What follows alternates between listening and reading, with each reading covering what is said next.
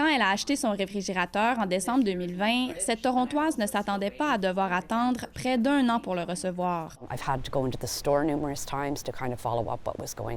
J'ai dû retourner au magasin plusieurs fois pour savoir ce qui se passait. Et elle n'est pas la seule cliente en attente. Ce client a commandé son frigo en octobre 2020, mais ne le recevra qu'en 2022. Le Conseil canadien du commerce de détail dit que les éclosions de COVID-19 peuvent avoir un impact important sur la chaîne d'approvisionnement.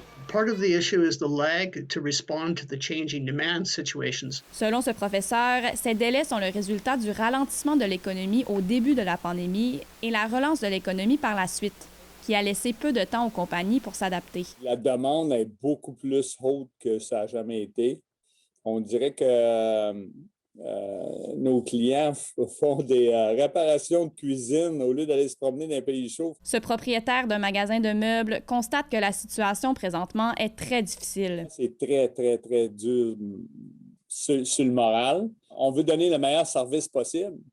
Et puis, c'est en dehors de nos contrôles. De leur côté, les manufacturiers Whirlpool et Maytag disent que leurs usines ont eu de courtes interruptions de production liées à la pandémie.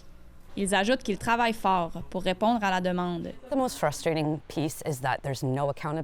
Mais certains demeurent frustrés par le temps d'attente. En Ontario, la loi sur la protection du consommateur dit que quand un consommateur commande un produit ou un service, il doit le recevoir dans les 30 jours qui suivent la date prévue de livraison. Sinon, il peut annuler sa commande.